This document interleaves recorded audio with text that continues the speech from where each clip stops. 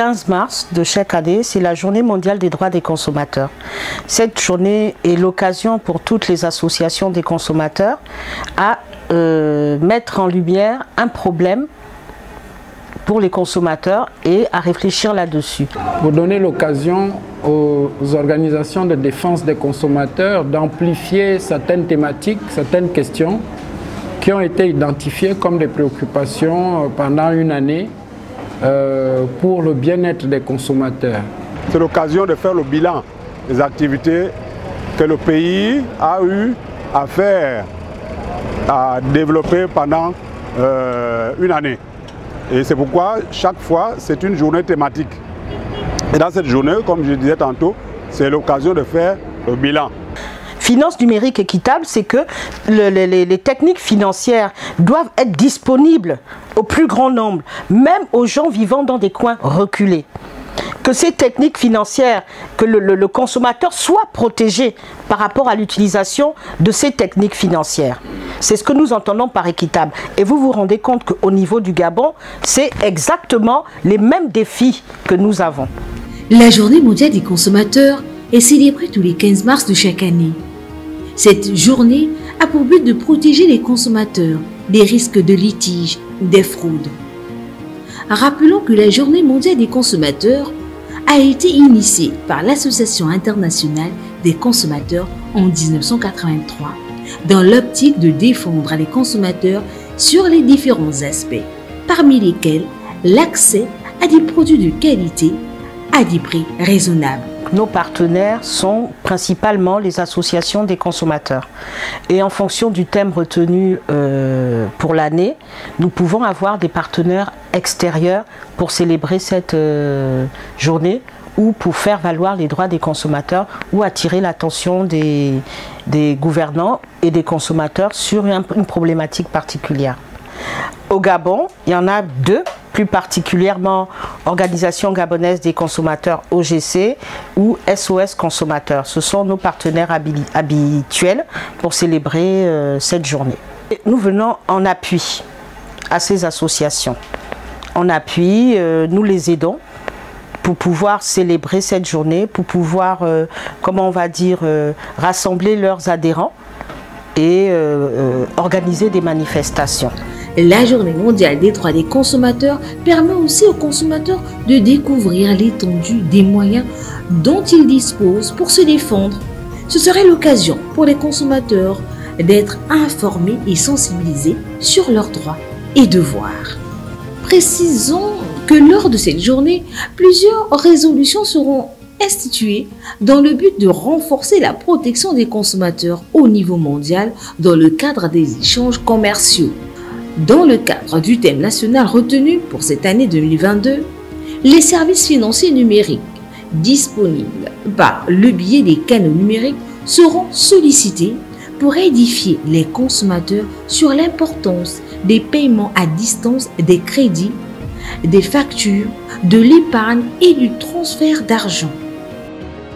Toute l'information soit donnée aux consommateurs par rapport à l'utilisation de ces services. Mais le plus grand défi, c'est l'adoption des textes réglementaires qui vont régir et qui vont régler tout ce domaine des techniques financières numériques.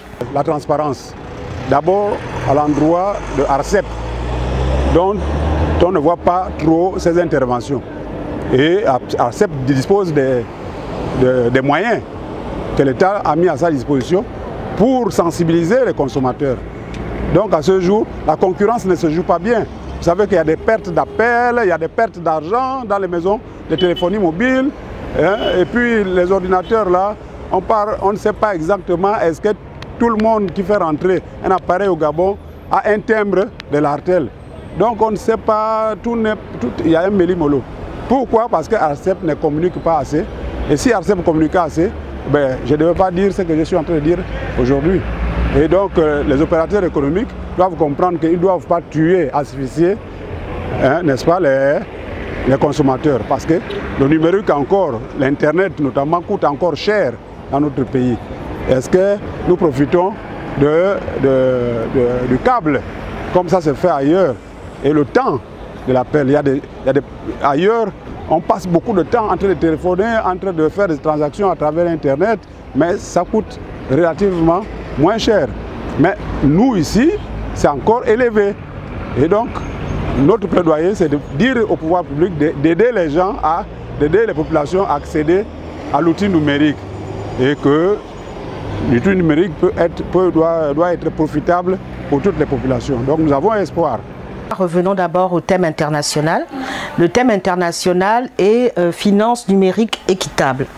Et par rapport au Gabon, chaque année, le Gabon choisit un thème adapté à sa réalité. Au Gabon, nous avons choisi finance numérique, opportunités et défis. Donc, ce qu'il faut savoir, ce thème a été choisi en fonction de l'importance que prennent de plus en plus les services financiers numériques. Quand nous parlons de services financiers numériques, il faut savoir qu'il s'agit de services offerts à la fois par les opérateurs de téléphonie et par les établissements de finances, donc les établissements de microfinance et les banques, qui, à travers la digitalisation, ont désengorgé les guichets. Donc la fréquentation des guichets est moins régulière. Et on y voit également une opportunité d'élargir, si vous voulez, l'accès aux services financiers. Il faut savoir que le taux de bancarisation dans certains pays comme le nôtre n'est pas encore suffisamment fort pour permettre notamment d'insérer dans la finance formelle certaines franges de la population, notamment les populations économiquement faibles. À travers la finance numérique, on a donc l'opportunité de développer des services qui peuvent être accessibles aux populations économiquement faibles et donc impacter un peu, si vous voulez, le niveau de vie de ces populations en contribuant à la lutte contre la pauvreté. Et c'est pourquoi la communauté internationale encourage les États à développer des mécanismes et des réglementations qui favorisent les initiatives visant notamment l'inclusion financière à travers la finance numérique. Par exemple, ce qu'il faut savoir, c'est que la Covid-19 a empêché la plupart du monde à se déplacer. Grâce à la finance numérique et aux services financiers numériques, vous pouvez avoir accès à beaucoup de choses sans forcément vous déplacer. Vous pouvez payer vos factures de téléphone, payer vos factures d'électricité, payer votre abonnement Canal+, envoyer de l'argent, recevoir de l'argent, épargner de l'argent sans vous déplacer grâce à votre téléphone mobile ou à un abonnement Internet. Quand ils sauront que le numérique ne sert pas seulement à raccourcir les distances, mais le numérique sert aussi à tirer des grands profits, à tirer de la richesse. Et que, à travers les grands forums qui ont été organisés ici, vous le savez, le président avait organisé des grands forums ici, à la Cité de la Démocratie, et dans d'autres endroits, à Libreville ici, pour parler, on appelait ça les boulevards du numérique. Voyez-vous? Donc, à travers ça, on doit saisir donc ces opportunités pour permettre à nos opérateurs économiques de participer directement dans les bourses, dans les marchés financiers.